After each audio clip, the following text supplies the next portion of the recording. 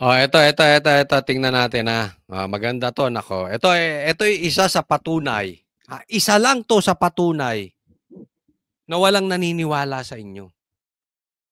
Despite all the effort, all the money, all the shout, the cry in public, even including media,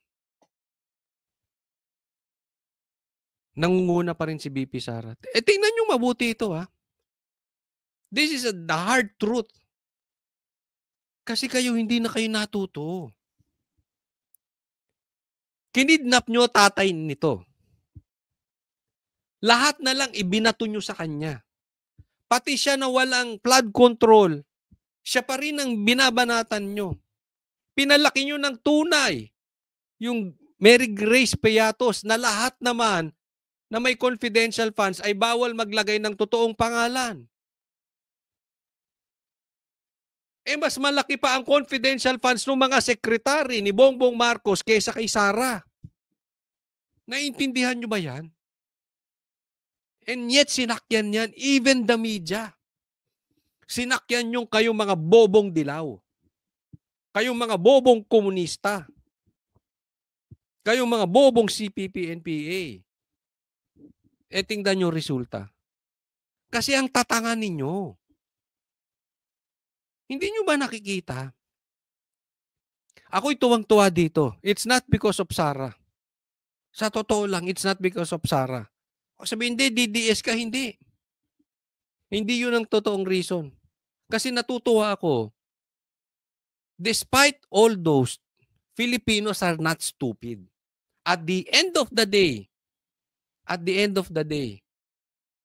nag-iisip, lalo na yung mga kabataan, maraming supporters. Yung thinking crowd, sinusuportahan si Sara. Hindi na yung mga matatanda, hindi. Ako yung matanda rin, no? So hindi ko iniinsulto yung matatanda. Pero mas maraming mga bata, ages 40 and below, ang nakasuporta kay Duterte. Especially yung 30 and below. Kasi nakikita nila eh. Marami kasi sa mga matatanda natin, mga panatiko na. Hindi ko po nila lahat. Ulitin ko at hindi ko iniinsulto dahil even me matanda na. Pero mas maraming matitigas ang ulo sa mga ano. Hanggang ngayon, may sakit pa rin idolatry.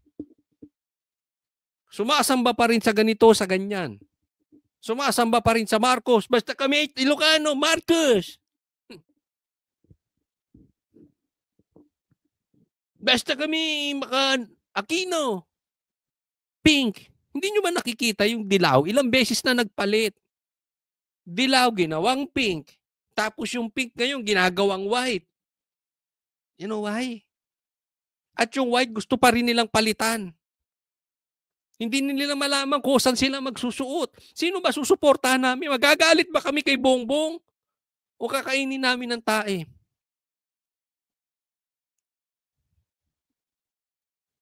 Magagalit ba kami? O magpapalit ba kami ng kulay? Ayaw na sa amin ng tama. Look at this. Ano pinagmamalaki nyo si Ontiveros? 2.4. Bam Aquino, apelyido na lang, Aquino. 2%. Kiko, kahit pagsaba-sabahin mo yung 3 itlog na yan, ilan lang yan?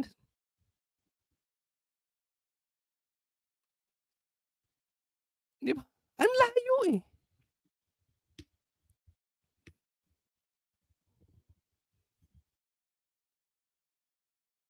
Ayaw na sa inyo. Itong pink, ayaw na. Sayang. Sayang ang bayad sa inyong mga pinklawan. Bakit? Bakit ganyan? Wala kayong paninindigan eh. Kita ng taong bayan. Niloloko nyo sila. You are against corruption. Tapos magrarally kayo? Ha? Magrarally kayo, hindi nyo sasabihin Marcos resign? Tapos pagsisigawan nyo, you are against corruption. Are you hearing yourself? Or are you just plain stupid? Sabagay, 'di ba? Itong mga 'to malakas lang sa trolls. Tingnan niyo anong nangyari sa rally nila. Nilangaw, 'di ba? Mas marami pa yung pulis. Ang daming dinispatch na pulis. Dapat yung mga pulis, kinausap nyo, hindi kami manggugulo. Magsuot na lang kayo ng t-shirt na puti. Mag-rally tayo para magbukang madami. Madami lang kasing tingnan to dahil sa trolls. Ang problema yung trolls hindi mag-a-attend ng rally. Hindi nagmukha kayong tanga. Oh, kahit pagsamahin nyo si Lenny tsaka si Raffy Tulfo, hindi aabot oh. Lamang pa rin si Sara. Hindi ba kayo nahihiya? Kasi sabihin, hindi kasi nagkahiwa-hiwalay eh. Oo. Pero kung isa lang ang kandidato, yan na naman ang sasabihin nung political analyst na best friend ni Risa. Pinakagano. Pagka in-interview, ganun ng ganun. Sino yun? Sino? Pag nagsama-sama, ganun din naman. Pinaghiwa-hiwalay din si Bongo tsaka si Robin, no? Pag pinagsama-sama mo rin yan, Vice President si Bongo o si Robin, lalong lalakas yan. Tanga ba kayo? Huwag nyo nang gamitin yung ganong argumento, talo kayo. Okay, so eto, papakita ko po sa inyo. Isa pang dapat maunawaan. Ito po, tingnan po natin. Etong graph na to, this is very, very, very important. Alam mo, Bongbong Marcos, dapat magising ka rito. Tingnan nyo. Yung green represents the supporters of PRRD and their allies. Okay? Nagkaroon sila ng plus 5. Okay? So, 34% po ang Duterte supporters. 15% ang Marcos allies. -4 sila. Ang pink supporters ng Lenny, Risa, Ontiveros, Bamaquino, and their allies, -4, 12%. Yung none of the above, 39%. Pag tiningnan po natin ito, makikita ninyo, unang gusto kong maobserbahan nyo, lamang pa ang supporter ni Marcos sa mga dilawan. So, ang akala nila, itong dilaw nito, yung pagsipsip nila kay Bongbong Marcos at pag isang tabi doon sa investigasyon at trabahuhin ang Duterte na lahat na lang Duterte, impeach natin si Duterte sa confidential funds, igalagay natin sa ICC, wag nating panawagan ng Bongbong Marcos, doon lang tayo sa corruption, dapat lahat resign, dapat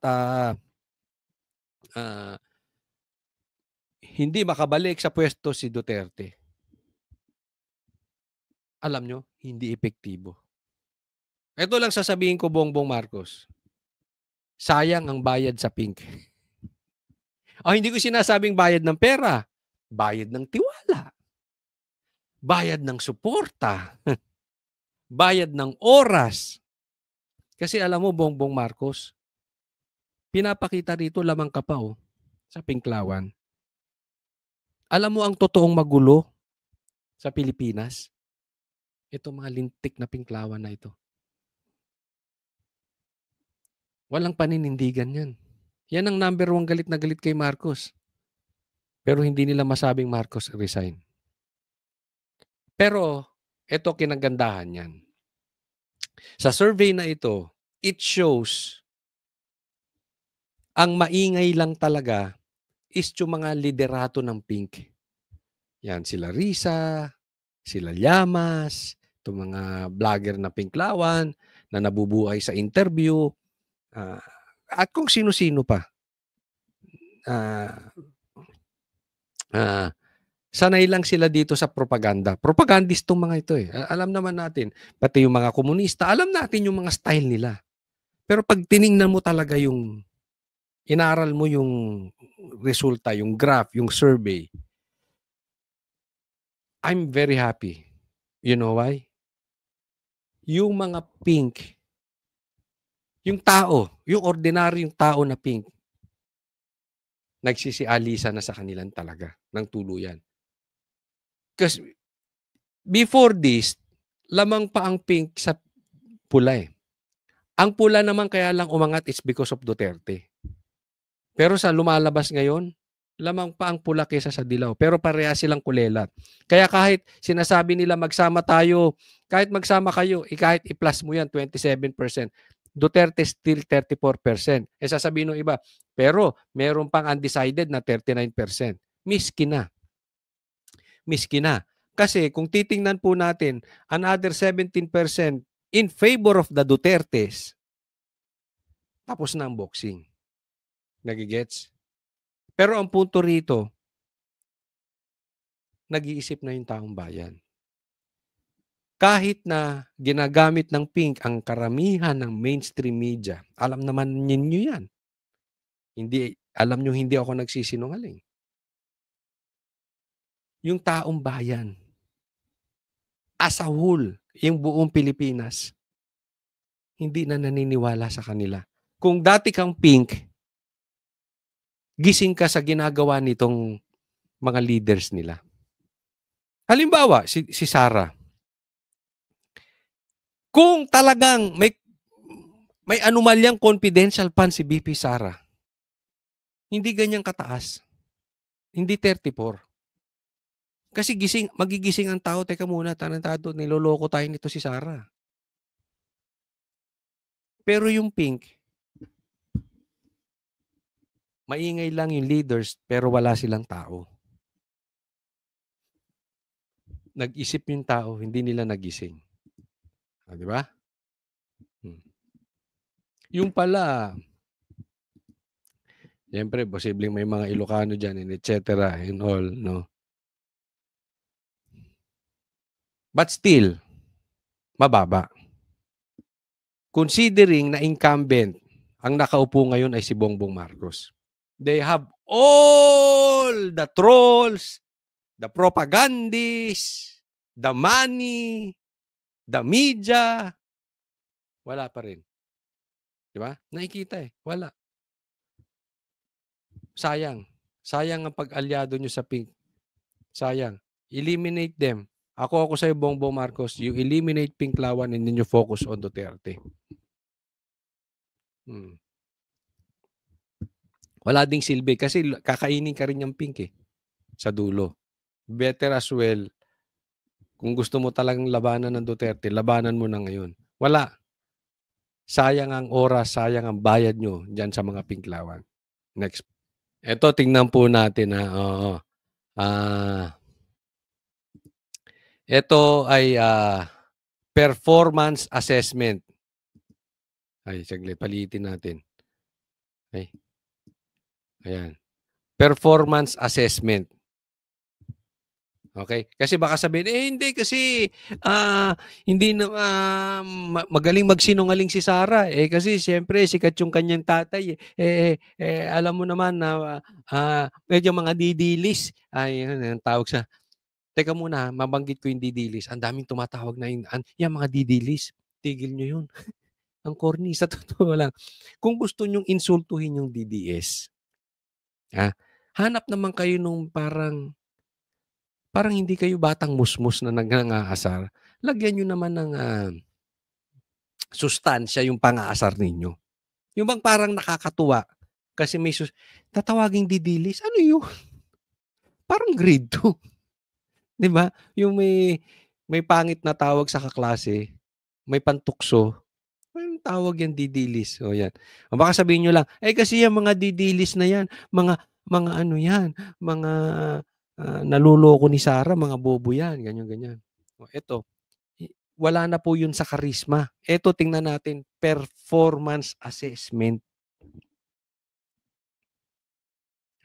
Yung kanilang trabaho. Hindi na ito sa karisma. Hindi na ito yung sa dating. Pero kidding aside, setting that aside, makikita nyo, si Sarah, pag dumating sa isang lugar, rockstar po talaga. Even sa Senado, tinan nyo. May nagpapapicture, nagkakagulo. Pag pumunta sa probinsya si Sarah, pinagkakaguluhan. Tingnan nyo si Bongbong kaway-kaway, parang tanga. Parang adik. Kaway ng kaway, wala namang kinakawayan. Uutusan pa yung tao, nakita nyo yung video? Uutusan pa yung tao magsisisigaw. Alam mo, hindi ko na-experience kay Sarah yan. Si Sarah pa lang. Saan ko ba na-experience? Sa Hong Kong. Nasa 3rd floor kami, 4th floor. Dumating pa lang sa ground floor. Nagkagulo na sa taas. Totoo po yan. Dito pa lang makikita nyo, rockstar talaga ang Duterte. Ibang klase. Ibang klase. Pagbaba ng stage, pag hindi mo talaga pipigilan ng tao pag dumugin to si Sarah, even si PRRD, rockstar talaga. Hindi po ako nagbobola sa inyo. Hindi ko po kayo pinasasakay dahil nagbablog ako or sasabing DDS. Hindi po. Sinasabi ko lang yung totoo sa inyo. Parang, alam mo yung naiko-compare ko to na parang si Sarah ay parang si Michael Jordan pag dumating nagkakagulo tao. Parang ganun. O si Bongbong parang ako lang. Pag dumating, wala lang. Parang ganun. Nako-compare nyo? Ganun ang ibig kong sabihin. Iba talaga. Maniwala ka. Ako ilang beses ko nang nakakausap si PRRD. Nakasama ko mag-inuman, nakasama ko magkantahan, nakasama kong mag-bar. Pero pag nakita mo sa labas, kikilabutan ka pa rin. Iba. If you're talking about yung charisma, yung pagmamahal ng tao, iba. Parang nakakatakot yung building para magigiba. Yung nasa baba pa lang yung mag-i-stampede. Nagigets yung gusto kong parating. But let's put that aside. So, alisin na natin yung kanilang pagiging rockstar. Dito na lang tayo sa performance. Ang layo, 21%. Doble. Doble ang rating ng performance ni BP Sara. Considering walang pera si Sara. Alam nyo naman ang budget nito compared kay Bongbong Marcos eh. Baka mas malaki pa yung budget ni Lisa kaysa kay Sara. Baka mas malaki pa ang budget ni Lisa Marcos kaysa sa OBP. Baka lang. Baka mas malaki pa ang budget ng driver ni De Lima kaysa sa OBP. Di ba tinanggalan ng budget? Buti nga ngayon nakalusot sa Senado, may budget eh. Tinapyasan. Galit na galit si De Lima. Anong sabi ni De Lima? Bawasan niya ang bawasan. Pinabawasan sa Kamara. Sayang yung ibabayad dyan. Sa driver ko na lang. Hindi. Walang ganon. Joke lang yun. Ba't pa mahilig ka sa driver? Joke lang. Diba? Pero totoo, di ba? Pero mas maganda pa rin ang performance ni BP Sara. Kahit walang pera. At wala kaming tinatanggap. Ito sabihin ko sa inyo. Wala akong tinatanggap dito kahit 5. Tumbler, may ako Tumbler tsaka CDO. Ito totohanan na tayo. Kuripot ito eh. joke lang. I'm proud to say. Wala. Naunawaan namin eh. Walang pera eh. Wala ngang budget eh. Okay lang yun. Diba? Basta ako magsasalita ng totoo. Hindi naman porket may budget o wala, eh, sisiraan ko na si Sarah. Hindi naman ako gano'n. Hindi ako katulad ng ibang vlogger. Kasi alam niyo 'yan, eh. Maraming vlogger na bilib kay Sarah. Pero nung pagkaupo ni Bongbong Marcos lumipat. Taas budget dun. Dito wala. Alam 'to ng mga vloggers ni Sarah. Wala 'yan. Do'n lang tayo sa totoo. Do'n lang tayo sa performance. So makikita natin, gising ang taong bayan. So ako ay panawagan ko sa mga DDS, eh kalmado lang kayo ha. We are backed up by the truth. Kasi ang truth will set us free. At sa totoo lang, the truth ay hindi kailangan or the truth is beyond feelings.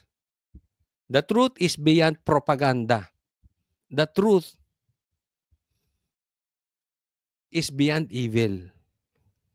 So kahit anong paninira, kahit anong propaganda, or kahit anong galit nyo sa Duterte, especially yung mga adik, I always hold on to that. The truth will set you free. Sa simula, maaaring para kang talo.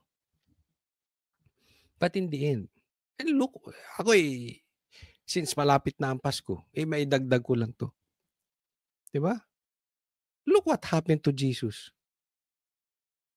Dinuraan, binatukan, pinatay, binastos, seemingly talunan. And yet, the King of Kings. Diba? Why? Because it's the truth. Yung pong ibig sabihin natin. So, yan ang totoo eh. Ang totoo, bagsak ang performance, bagsak ang trabaho ni Bongbong Marcos. Bakit? Adik. Bakit? Magnanakaw. Di umano. Pero yung adik, kapatid niya mismo nagsabi. Diba? Kita ng tao eh. Ako masaya na doon. Kasi malaki problema natin. Pag ninanakawan ka na, lantaran na yung pagiging adik, pero hindi pa rin nagigising ang taong bayan. Kaya lang tayo nasa sa ganitong lugar kasi sila ay nasa posisyon. Diba? Ang importante, yung tao nagrally. Ang importante, yung tao gising. And it shows doon sa mga survey na pinakita ko. Kaya lang tayo nasa kalagayang ganito. It's because of the AFP and of the Supreme Court. Yan ang tingin ko. It's because of them.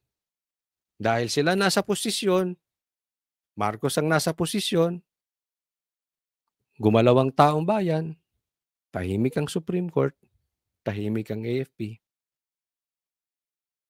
Your guess is as good as mine. Kayo na mag-isip ano ibig kong sabihin. Okay, next po tayo. Speaking of performance, look at this. News update. Utang ng Pilipinas halos tumama sa all-time high dahil sa pangungutang at paghina ng peso. Utang tayo ng utang, pero ang daming perang tumatapon sa ghost projects. Utang tayo ng utang, ang daming perang tumatapon sa flood control projects. Utang tayo ng utang, pero itong lintik na si Recto ayaw ibaba sa 10% yung VAT. Ang daming tumatapon sa korupsyon, utang tayo ng utang, tax kayo ng tax, bat kayo ng bat. Pahirap kayo sa Pilipino. And yet, wala namang nangyayari. Tayo pa rin pataas pa rin ng pataas. Di ba? Yan yung isang patunay na sinasabi ko. Isa lang po yan. Kaya bagsak ang performance rating ni Bongbong Marcos. Ang maganda lang doon, kita ng taong bayan. Alam ng taong bayan. We have a problem here. Kasi yung utang na yan, I mean, matanda na ako. Hindi na ako magbabayad niyan. Ang problema yung anak ko magbabayad niyan. Anak mo, anak natin, yung apo mo, hindi pa pinapanganak, may utang na. Yung apo niyo sa tuhod, hindi pa nagliligawan yung apo niyo. Yung apo niyo sa tuhod may utang na. Sino magbibayad nitong mga lintik na ito? Sila tangay-tangay nila pera nila. I mean, kahit anong nangyari, look at this. Sa laki ng nakurap nung tatay, si Marcos Sr., even the yellows, the pink, kaya wala akong bilib talaga sa mga pinklawan eh. Yung yellow na yan. They know, sila nagsasabi, laki ng tinangay na pera nito si Bongbong Marcos. Korte po ang nagsabi noon. Supreme Court, the yellow pink. After noon, nakarecover ba tayo? Hindi. Hirap tayo. Eh sila, haya-hayang buhay. Tapos ito na naman si Bongbong Marcos, yung anak. Papayaman na naman. Sino magbabayad niyan? Sino magdudusa niyan? Tayo. Pero okay lang sanang umutang eh. Ako, asar na asar ako sa tao utang ng utang. Tapos ibibili ng luho. Okay lang yung umutang ka eh. Pag umutang ka, ibibili mo ng pangnegosyo. Ikagaganda ng buhay. Pambira, yung iba nangungutang, pambili ng bisyo. Mangungutang, pambili ng luho. Eh ganito nangyayari sa atin. Ang masakit niyan, tayo magbabayad.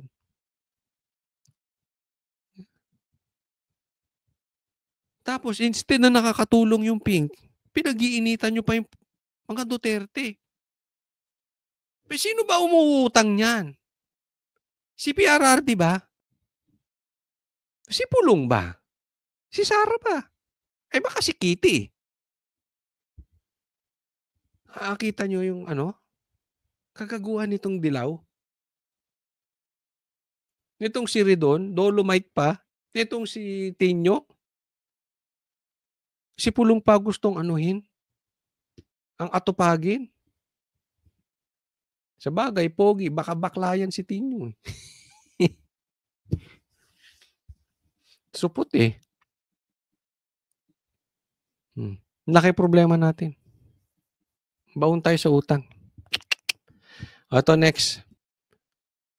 Isa pa tong anak ng Marcos na to. Tingnan mo sabi ni Lacson. 180 billion posibleng nawala dahil sa ghost flood control projects mula 2016. Tingnan mo tong bakla na ito. Tingnan mo tong si Pinky. Hindi ako nagsabing bakla Si Miriam. Sabi, dinududahan niya yung pagkalalaki.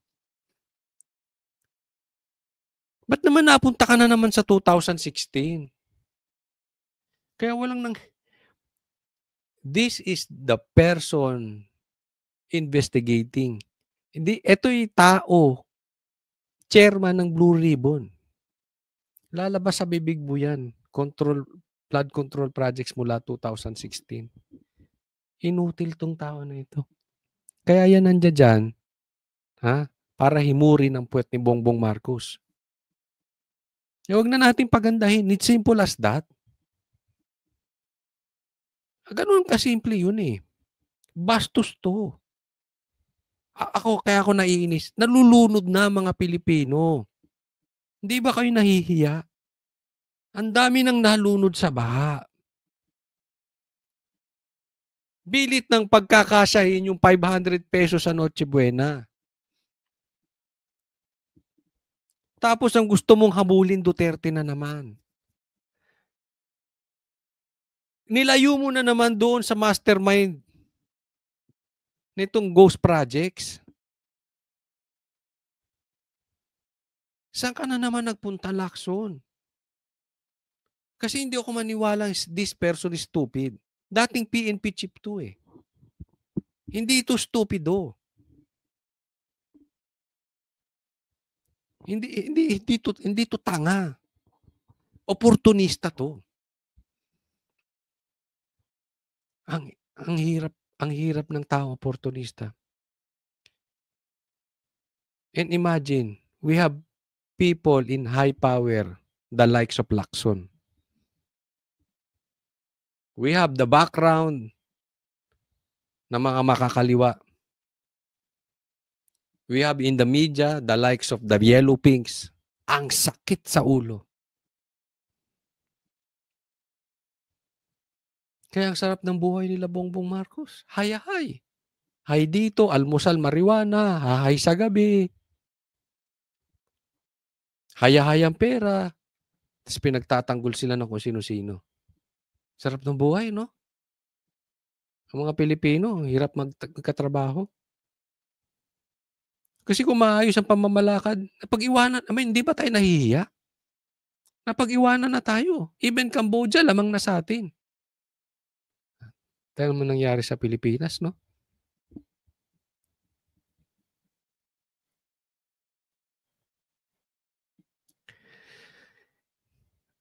Ako sa totoo lang, mas naiinis ako doon sa mga nagtatanggol sa magnanakaw kesa doon sa magnanakaw eh. Ang dali sanang panagutin yung mga magnanakaw.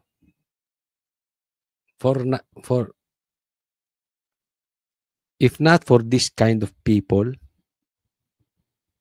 kaya lang hirap eh.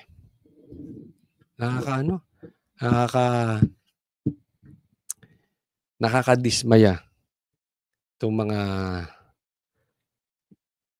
matagal na dapat tapos yung mastermind eh. Alam mo kung hindi naupo to si Lacson at saka si Tito Soto, tumbok na natin yung mastermind. Baka ngayon, nag-i-enjoy na mga Pilipino. Hindi na kailangan pagtiisan yung 500 pesos na Noche Buena. But because of this kind of people, we are suffering. Ito, pag-usapan natin. Itong nadiskubre ng ICI kay Bongbong Marcos. Pasok! Patay ng ICI. Pabira. Intro pa lang natatawa ko. Unang dinig ko rito. Hindi ko yung inaano. Sabi ko, patay na. Sino? Parang, ewan ko. Basta biglang may ibang pumasok sa isip ko. Sige, diretso. Na reaksyon ni House Deputy Minority Leader Egay Erice kasunod ng pagbibitiw ni Rogelio Singson sa komisyon. Nakausap din daw ni Erice si Singson bago ito mag-resign. Live mula sa TV5 Media Center, nangungunan sa balita si News 5 anchor Ed Lingao. Ano raw ang napag-usapan ni Erice at Singson? Well, we've already heard yung version ng ICI, yung official version ng ICI kung bakit daw bumitiw si dating Secretary Babe Singson sa ICI. Pero yung mga text exchanges sa pagitan ni Singson at ni Congressman Edgar Erice na kasama niya dati nung panahon ni Pinoy, they are very revealing. Kasi ito, binanggit sa amin ni Erice, ang pinag-usapan nila, very disappointed daw si Babe Singson doon sa suporta o kakulangan ng suportang binibigay ng Malacanang doon sa ICI. In fact, ito, I'll just paraphrase kasi si Erice is also paraphrasing yung text message exchanges nila. Ang sabi raw ni Babe Singson, "Why will I risk myself, my family, and our privacy to be the washing machine of Malacanang?" Yo, malupit yan, okay? Merong rason po, nag-resign po itong sa isa sa mga investigador ng ICI. Etong si Singson. Ito malaki po ito Malaki po itong hindi ko alam kung paano na naman ito palulusutan ni Claire. Baka mamaya nag-resign si Singson, kasalanan na naman ni Pulong Duterte. Baka mamaya pati si Kitty Duterte, kasalanan to. No? Pero sigurado nag-iisip-isip na naman yan si Claire kung anong paano niya na naman ipapasa sa mga Duterte. Pero yun, malaking bagay yung pagre-resign. Iba yung sinabi ni Singson na official, iba yung text messages nila ni Erice. Tatandaan po natin yung text messages, yan between friends po yan. So meron kang pwedeng sabihin for public consumption, pero meron ka talagang sasabihin doon sa kaibigan mo, yung puso mo. At ang puso niya na ito, bakit ko i-risk ang buhay ko at ang kredibilidad ng aking pamilya para maging washing machine ng Malacanang. Anong ibig sabihin yun? Kumbaga sa money laundering, di ba meron yung perang galing sa madumi, lilinisin mo. O, di ba? Kunwari, galing sa nakaw, dadalin mo sa isang negosyo. So, kunwari, malinis yun. Pero yung kinita mo ron, kunwari, kumita ka, hindi naman. Parang ganon. Eto, washing machine. Ibig sabihin, bakit ko i-risk na lilinisin ko yung Malacanang? Meron silang nadiskubreng matindi rito. At ang kasagsagan po ng iniimbestigahan dito, tatandaan po natin, si Sandro. Oh. Hindi lang yan ha, marami silang iniimbestigahan. Pero ang pumutok na balita ngayon, etong kay Sandro. Kasi hindi talaga po pwede na hindi matutuntun. Papunta at pupunta yan doon sa mastermind. It's obvious that yung pinsan niya at yung anak niya ay isa sa mga masterminds. Paano mo kukontrahin? Malamang-lamang pati si Marcos involved, yung tatay. Paano mo kukontrahin yung naglagay sa'yo? Anong dapat mong gawin? Mag-resign. Kasi anong dahilan bakit siya magre-resign? Di ba wala? Di lang the washing machine, punching bag pa. So ganon kalalim yung hugot at yung pagkadismaya ni Babe Singson sa apparently kakulangan ng suportang binibigay ng Malacanang. Ito matindi yung sinabing punching bag gagawin kami punching bag ng Malacanang. Kasi, di ba, parang sila yung sumasangga ng galit ng taong bayan. Eh, totoo naman, kahit ako eh. Ako, tingin ko talaga dito sa ICI, inutil. Una, hindi sila magla-live. Tapos, mapupunta ba sila doon sa mastermind? Wala eh. Wala rin kapangyarihan ng ICI. Pag tumanggi yung iniimbestigahan nila, may magagawa ba sila? Wala. Oh. So, inutil to. So, parang nilagay ni Bongbong Marcos, so sige, maglagay ka ng ICI para yung investigasyon sa Congress, itigil na nila. Sabihin na lang, ICI na mag-iimbestiga. Oh, pero hawak ni Bongbong Marcos yung ICI. Oh, at the same time, yung galit nyo, kayo mga Pilipino, including me, yung galit nyo, ibigay nyo sa ICI. Pero hindi. Ako hindi lang sa ICI galit. Pati kay Bongbong Marcos, gayahin nyo to si Singson. Kayong mga investigador ng ICI, ito sabihin ko sa inyo. Kung meron kayong paninindigan, kung talagang totoo yung pag-iimbestiga ninyo, gawin nyo ng tama. Kung hindi, mag-resign din kayo. Kung meron din lang kayong poprotektahan, mag-resign na rin kayo. Huwag kayong bakla. Tama yung ginawa ni Singson eh. Bakit ko i-release sa sarili ko at yung pamilya ko? Para sa Malacanang? Doon sa ICI. Ito ang bahagi naming interview kay Edgar Erice. ICI is dead. Yung text message niya, sabi niya sa akin, why would I risk my life and my family just to solve Malacanang's problem? Bigat ng payag ni dating Secretary Singson, no? Pero Bok, ano ang suportang hinahanap niya?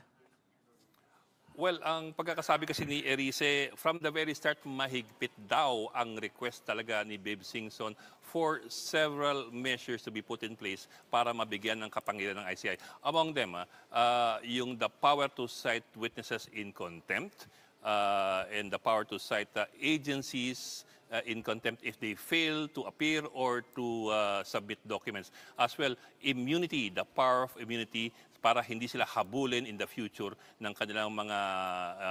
So maraming request to si Erice. Power of immunity. Kasi halimbawa, iimbestigahan mo si Bongbong. Pupusta ako, babalikan ka.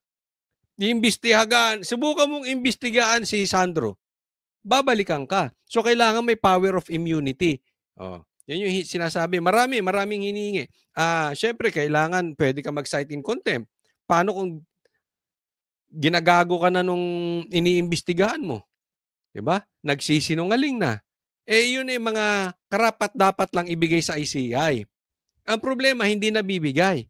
Pero kasi talaga, wala sa mandato kasi yung ICI. Yung ginawa nito ni Bongbong Marcos, parang wala talaga. Parang hinugot sa hinugot sa hangin para lang maging tagalinis. Di ba? From the very start naman talaga, wala na itong itong ICI na ito. Tamang-tama yung sinabi ni Erice. ICI is dead.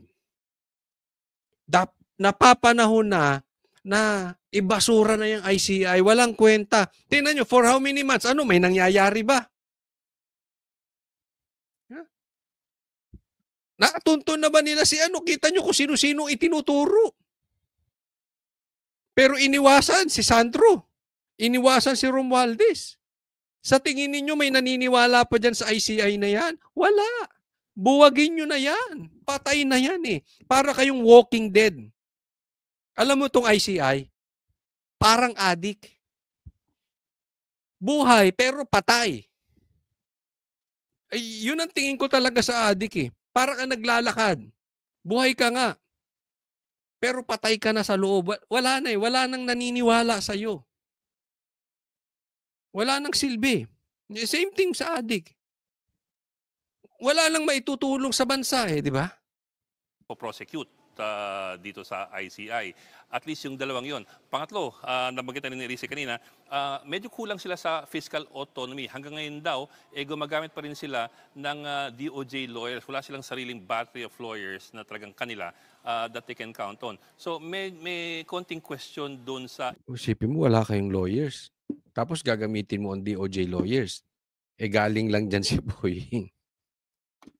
Hindi ko naman minamatay yung DOJ, pero maiimbestigahan kaya nila. Again, this is an executive department. Diba? Independence nga ng ICI. So, yun, iniintay ni Singson actually, is mag-certify ng urgent ang Malacanang ng isang panukala na nagbibigay ng mga kapangyarihang ito sa ICI para sila'y makausad at makahugot ng mga tao, mga testigo at ng mga dokumento ng may otoridad na hindi lamang umaasa sa pake. At Bok, matagal nang usap-usapan na may gustong magbitiw sa ICI. Ito ba, si Singson na ba yun?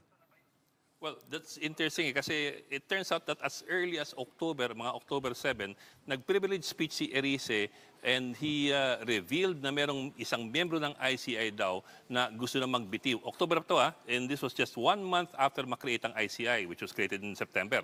So 1 month after that, meron na nag-iisip magbitiw sa ICI dahil daw sa kakulangan ng suporta in terms of power and authority ng ICI. Ngayon, si Erice is saying na from the very start, si Babe Singson ang kanyang nire-refer ng privilege speech niya na yan noon pang Oktubre. Kita mo unang-una pa lang, nag-resign na agad si Magalong. Simula pa lang. Tapos, si Erice, October pa lang, so 1 month pa lang, ang ICI gusto na mag-resign. Diba? Hindi mo kasi matitake kung ikaw ay maprinsipyong tao. Ang sabi nga nila, maprinsipyo daw. Di umano ito. Itong si Singson, I don't know. Pero kung ikaw ay talagang hindi mo masisikmura itong magbubulag-bulagan ka siyempre makikita mo yung ebidensya eh. 'Di ba?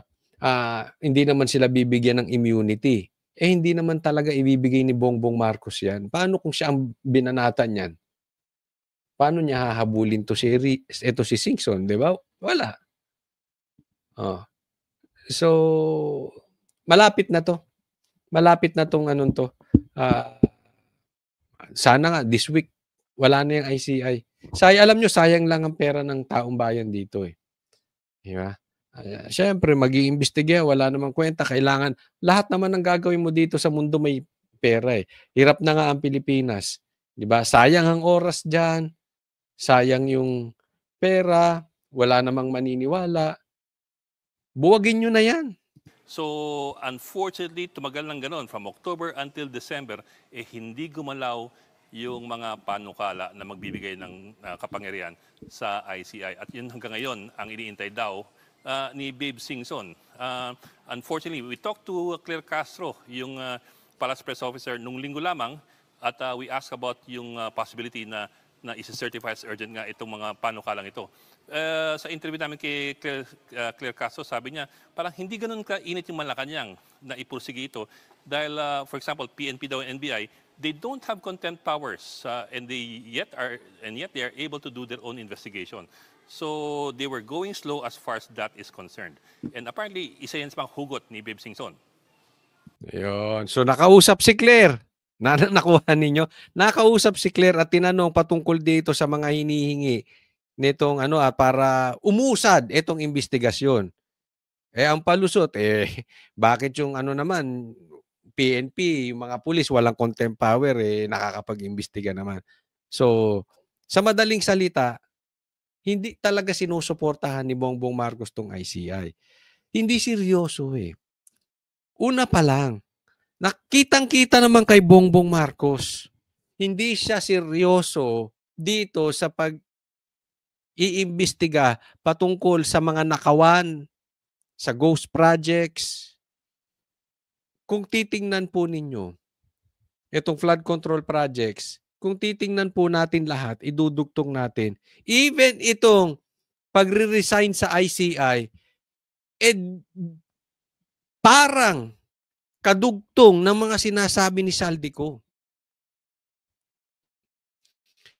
Because kung ang involved nga dito yung presidente, even yung kanyang anak, yung kanyang pinsan, even yung kanyang asawa, even yung kanyang bayaw, hindi mo talaga susuportahan kahit ikaw ang nagtayo ng investigative body na yan. Hindi mo talaga susuportahan na umusad yan. Wala kang gustong investigasyong uusad. Hindi lang po ICI, kitang-kita po natin yan sa Senado. Una pa lang pagbanggit ni Diskaya, kinuna nila agad ang Senado. Kaya ako asar na asar dun sa mga senador na mga lumipat Mga walang bayag. Kinuagad nila tapos hinayjack nila, tinanggal nila si Chis, tinanggal agad nila si Marcoleta. Natutumbok na. Doon pa lang, as early as that. At ang daming senyales, si Bongbong Marcos ayaw talaga ng investigasyon. Bongbong Marcos, ito'y aking opinion. But I strongly believe 1,000% Bongbong Marcos is guilty. Kasi ang dali naman Ang dali namang pabilisin niyan kung gugustuhin niya. Even yung drug test, ang dali namang gawin Di ba? Doon pa lang nakikita mo na kung ano ang iwas ni Bongbong sa drug test, ganun din ang pag-iwas niya sa investigasyon dito sa mga ghost projects. At Bok, ano pang sinabi ng ICI kaugnay sa pagbibitiw ni Singson? Well, as we reported earlier, si ICI Director at spokesman Brian Hosaka, he basically gave us the official ICI line, which basically says na si Singson is resigning dahil labis yung stress sa kanyang katawan at siya medyo may edad na. So baka hindi na niya kayanin moving forward. And also basically, Hosaka was saying na naibigay na naman ni Singson ang kanyang expertise doon sa komisyon as a former Public Works Secretary. So as far as that is concerned, prosecutorial na yung next step ng ICI at okay na, naibigay na ni Singson ang kanyang kontribusyon. So yun, and maybe in a way that's true na napagod lang si Babe Singson, pero also in a way baka napagod siya sa kakaintay na bigyan sila ng kapangyarihan. But anyway, ito ang bahagi ng aming interview kay Brian Hosaka. Hindi lang napagod sa kakantay. Merong nakita yan. Merong nakita. Kasi nga, iba yung sinabi niya for public consumption. Halimbawa ako, nainis ako dun sa isang politiko. Halimbawa lang sa isang politikong sinusuportahan. Sabihin ko, ayoko na dun. Kasi, kurap pala. Kunwari, di ba? Kurap pala. Pero since naging kaibigan ko, hindi ko sisiraan. Okay? Sasabihin ko lang, Pahinga muna ako sa vlogging, parang gano'n.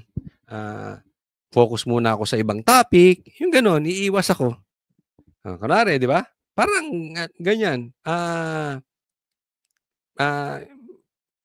Exit with grace, ika nga, di ba? Yung maganda yung pagka-exit mo. So, dito muna ako, magfo-focus muna ako dito sa mga ganitong proyekto. Hindi ko muna itatopic yan dahil bahala na sila dyan. Pero sa text message, ite-text ko yung mga Banerteros lintik na yan, na-discover ko. Addict pala. O kaya, magnanakaw pala. Hindi ko masisikmura. Hindi ko masisikmura yung suportahan kong ganyan. Di ba? Magaling nga na leader. Magnanakaw naman, wag na. Ayoko sa ganyan. No? Magkaibigan na lang kami. Pero yung magsisinungaling pa ako sa publiko, wag na. Parang ganito nangyari dito. Di ba? Iba yung sinabi niya sa kaibigan niya. Doon sa kaibigan niya, talagang yung pagre-resign, may nakita. Yeah. Meron tong nakita dito sa magagama. Sabihin mo ba namang gawin akong washing machine ng Malacanang? Gawin akong punching bag ng Malacanang? Di ba? Ibig sabihin, madumi. Mabaho. Yung Malacanang. Kaya siya nag-resign. Tama lang. Kung ako naman, itong mga naiwan dito sa ICI, hindi ba kayo nahihiya? Ganyan na kayo kagarapan lang mukha? Hindi nyo ba buwagin yan? Hindi pa kayo mag-resign? Mahiya naman kayo sa buhay ninyo. Nagkakasundo naman yung tatlo. And I don't see any disgruntlement or any frustration on the part of Secretary Singson. Yun lang talaga. It's just because of the stress and the intensity of the work required here in the ICI. Okay. Siyempre, magkakasundo naman sila. No? Sa tingin ko, wala naman doon sa issue doon sa tatlo. Ang issue talaga dito, yung mga nakikita. Kung maprinsipyo kang tao, hindi mo masisikmura itong ganito. Okay, next topic po tayo. Ito po, pag-usapan natin, merong banatan. Okay, ito si Tinio, binabanatan si Pulong. Tingnan ninyo kung anong kanyang pangangatwiran patungkol dito. Kinwestiyon ni Congressman Paulo Duterte ang pagpapaimbestiga ni Congressman Antonio Tino sa flood control project sa Davao City. Pero gate niya, wala siyang itinatago. Nasa frontline ng balitang yan, si Marian Enriquez. Bakit ako lang? Bakit Davao lang? Yan ang belta ni Davao City 1st District Representative Pulong Duterte kay House Deputy Minority Leader at ACT Teachers Party List Representative Antonio Tino.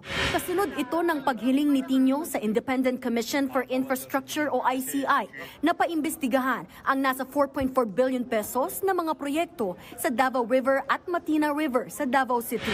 Ang mga proyekto ay nasa distrito ni Pulong. Tanong tuloy ni Pulong kung totoong objective raw si Tino bakit hindi niya sabay-sabay ihabla ang mga distrito na may anomalya sa flood control. Bukas naman daw siya sa investigasyon. Wala raw siyang tinatago, walang tinatakbuhan at wala ring kinatatakutan. Mas mabuti na raw klaro ang lahat kaysa puro sigaw sa media. Etong to si Tino na ito, supot yan eh. Supot, ko alam kung bakla yung animal na yan. Kitang-kita naman natin. Sinasabi nga nila, diyan sa Kongreso, alam nila kung sino yung may mga insertions. Alam nila, alam nila kung sino magnanakaw. Even si Saldico, sinabi na nga ito si ang daming insertions. Ito si Sandro Marcos. At yung magtiyuhin, si Sandro at saka si Bongbong, binansaga pang pork barrel kings. Bakit Davao ang pinag-iinitan mo? Tingnan mong gago tong si etong si Tino na ito. Halatang halata ito mga ikaw ba yung Tino komunista? Ako yung nagtatanong lang. Diretsaan na tayong tanungan. Kasi alam naman natin, ang mga Duterte ay lumalaban dyan sa mga komunista, sa mga makakaliwa, sa mga rebelde, sa mga CPP, NPA. Kayong teacher party list ba ito? Pambira, wala kayong naitutulong sa Pilipinas. Maniwala kayong party list. Ako'y talagang ayoko na nitong party list. Pasensya na po, may mga matitinong party list ha. Merong Youth Duterte party list, merong PPP, meron niya marami po matitinong party list. Kaya lang ang problema dito sa matitinong party list, mas marami yung mga tarantadong party list. Naapektuhan eh. Pag isusuma total mo, mas maraming naidudulot na masama itong party list. Lantara na yung insertion nung mag-tiyuhin. At nakikita natin ang dami ng ghost projects ay nasa Bulacan. Tapos ang gusto mong paimbestigahan, Davao. Tingnan mo tong. Alam mo ang mga galit sa Duterte, yung mga komunista lang o adik. Ako sa nakikita ko, sa totoo lang, yung sobrang galit sa Duterte. Kasi pwede ka namang galit sa Duterte dahil hindi ka adik pero meron kang mahal sa buhay. Meron nga akong kilala na vlogger, di umano. Yung syota niya, adik, nadali. May mga ganun eh. Di ba? Kaya galit sa Duterte. Yung iba naman, komunista. O meron ka mag-anak na komunista. Yung nangingitnab ng bata. Yung mga nagre-recruit na mga estudyante. Mga CPP, NPA. Yung mga ganun ba? Kasi bakit magagalit sa Duterte? Kasi babaero. Hindi ko sinasabing tama ang babaero, pero anong koneksyon nun sa trabaho nila? Di ba? Siguro, ayaw mo sa kanila, pero hindi kayo galit na galit. Ako tanongin ko, Tonyo, Tinyo, ikaw ba adik o komunista? Ay, nagtatanong lang. Kasi parang hindi ka talaga gumagamit ng utak. Paano ka naging mambabatas? Anong pinagkaiba nyo yung congressman na malaki ilong dyan? Na si Ridon? Anong pinagkaiba nyo? Ang dami ng problema sa Pilipinas. Gustong imbestigahan yan si Ridon. Dolomite. Ang gago, no? Ang mambabatas to, bobo. Ginaya mo pa. Ang unlad-unlad ng Davao, walang utang. Hindi ko sa pinagtitanggol si Pulong. Marami rin akong ayaw kay Pulong. Di ba? Wala namang perpekto eh. Kahit kay PRRD, marami din akong ayaw. Pero suma total niya, mas marami akong gusto kasi nakakatulong sa bansa eh. Wala namang perpekto. Pero kayong mga animal kayo, kayong mga teacher party list, kayong mga akbayan, wala kayong naitutulong sa Pilipinas, animal. Wala na kayong naitutulong, ginugulo nyo pa. Pero kailangan daw itama ni Tinyo ang kanyang mga pahayag. Naging congressman daw si Duterte noong 2019 pero hindi raw ibig sabihin na siya ang nagdisenyo, nag-award o nag-implement ng mga proyekto. DPWH daw ang implementing agency. Ginagawa raw niya ang kanyang trabaho. Nag-request din daw siya ng audit at updates at handa siyang magpadala sa ICI ng mga dokumentong meron siya. Sagot ni Ito muna dito. Sabi niyo, walang paligoy-ligoy. Diba? Complete, transparent, walang paligoy-ligoy. Sandro, ikaw, sabi mo gusto mo magpaimbestiga sa ICI. Sandro Marcos, ikaw, Charis, payag ka ba magpaimbestiga ng live? Sabay kayo ni Pulong. Sandro, gusto mo, sabay na rin kayo magpa-drug test. Hindi, ipapanawagan namin yan. Sabay kayo magpaimbestiga. Sandro, sa Blue Ribbon, live po. Palagay ko papayag si Pulong yan. Kasi ikaw, Sandro, wala ka pang pinapatunayan na yung mga mga insertion nyo napunta sa magandang proyekto. Yung pork barrel di umano, hari kayo ng pork barrel. Asan na? Magkusang loob ka na, huwag ka nagtatago kung kani-kaninong party list. Wala na kayong inabala kung hindi Duterte. Hindi sa pinagtatanggol ko, Duterte, ha? Pero hindi natin matatapos tong nakawan dito sa mga ghost projects kung lahat Duterte.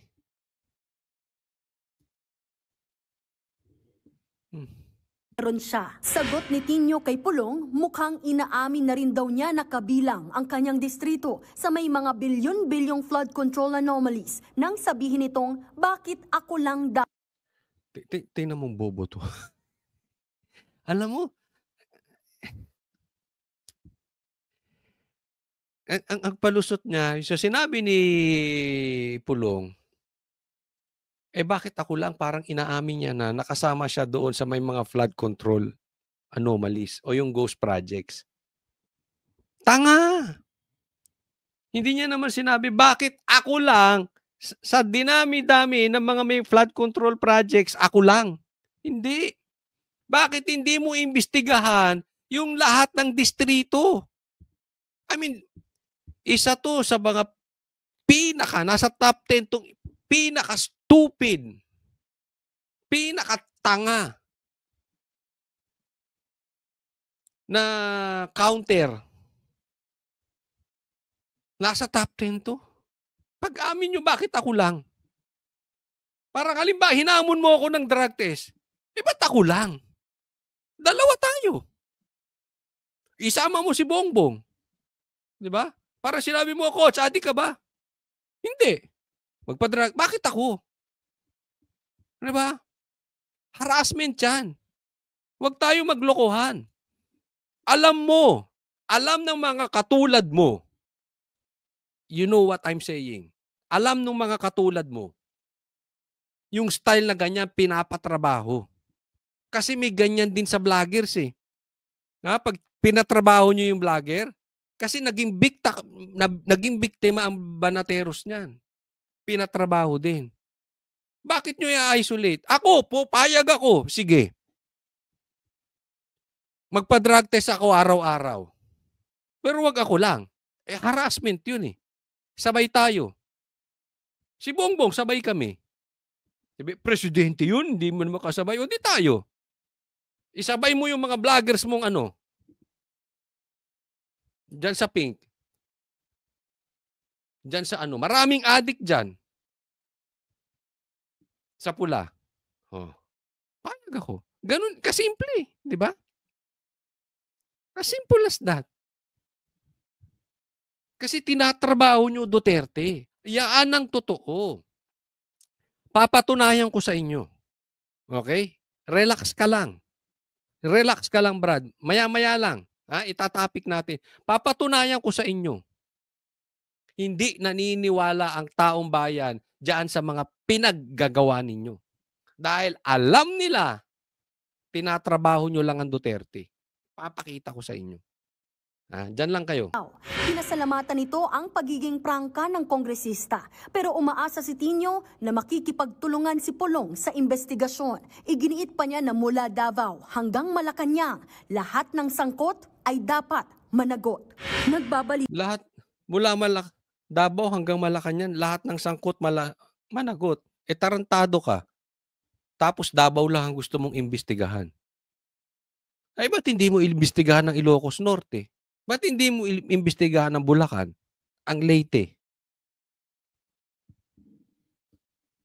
Di ba? 1,000, isang gago itong tao na ito. Ako, tingin ko sa mga taong ganyan, supot eh. Bakit? Walang paninindigan. Doon sila sa safe eh. Safe ka nga naman pagka nasa panig ka ni Bongbong at saka ni Tambi. Diba? Haya-hayang buhay nila dyan eh. Anong kasuputan yung ginagawa mo?